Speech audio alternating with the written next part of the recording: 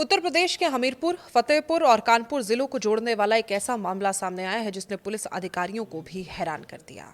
ये कहानी केवल एक हत्या की नहीं है, ये कहानी एक प्रेम संबंध की, शक की, गुस्से की और एक ऐसी साजिश की जो कथित रूप से कई दिनों तक सोच समझ कर तैयार की गई थी।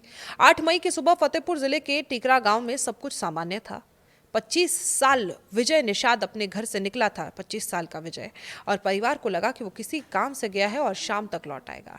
लेकिन किसी को अंदाजा नहीं था कि ये उसकी जिंदगी का आखिरी दिन साबित होने वाला है। शाम बीत गई, रात गुजर गई, लेकिन विजय वापस नहीं लौटा। पहले परिवार ने सोचा कि शायद किसी काम में फंस गया होगा, लेकिन जब कई घंटे गुजरने के बाद भी उसका कोई पता नहीं चला तो चिंता बढ़ने लगी। मोबाइल फोन से संपर्क करने की कोशिश की गई, लेकिन कोई संतोषजनक जवाब नहीं मिला।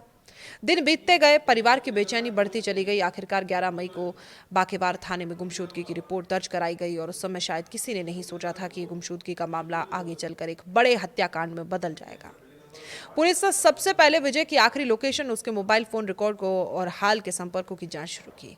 शुरुआती जांच में एक नाम बार बार सामने आने लगा, किरण देवी। जांच अधिकारियों के अनुसार विजय और किरण देवी के बीच कथित प्रेम प्रसंग संबंध था। दोनों एक दूसरे के संपर्क में रहते थे और फोन पर बातचीत भी होती थी।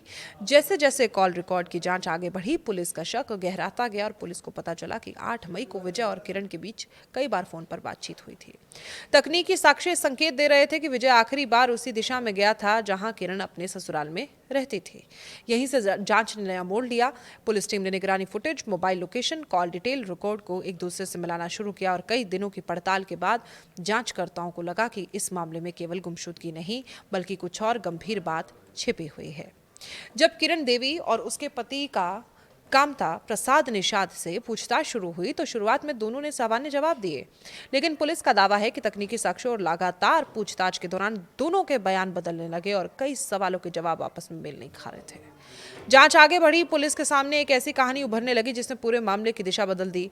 पुलिस के अनुसार कामता प्रसाद को अपनी पत्नी और विजय के कथित संबंध की जानकारी थी और इस बात को लेकर वो लंबे समय से नाराज था। धीरे धीरे नाराजगी गुस्से में बदल गई और फिर कथित रूप से एक खतरनाक योजना तैयार की गई। आरोप है इस योजना के तहत विजय को मिलने के बहाने बुलाया गया। उसे शायद ये अंदाजा भी नहीं था कि जिस जगह वो जा रहा है वहां उसके खिलाफ एक साजिश तैयार की जा चुकी है। इसके बाद जो हुआ, उसने इस मामले को उत्तर प्रदेश के चर्चित आपराधिक मामलों में शामिल कर दिया। जांचकर्ताओं का दावा है कि हत्या के बाद आरोपियों ने अपराध छिपाने के लिए कई कदम उठाए। पुलिस के अनुसार मोबाइल फोन की जांच में इंटरनेट और यूट्यूब पर ऐसे सर्च मिले जो अपराध की जांच, कानूनी सजा, सबूत मिटाने और पुलिस जांच से जुड़े विषयों से संबंधित थे। हालांकि पुलिस इस पूरे डिजिटल साक्ष्य की विस्तृत फोरेंसिक जांच भी कर रही है ताकि ये सुनिश्चित किया जा सके कि सभी तथ्य अदालत में कानूनी रूप से प्रमाणित किए जा सके। मामले का सबसे महत्वपूर्ण पहलू ये है कि अगर परिवार विजय की तलाश में लगातार प्रयास ना करता और अगर गुमशुदगी की रिपोर्ट दर्ज ना होती तो ये तकनीकी जांच इतनी गहराई से ना की जाती।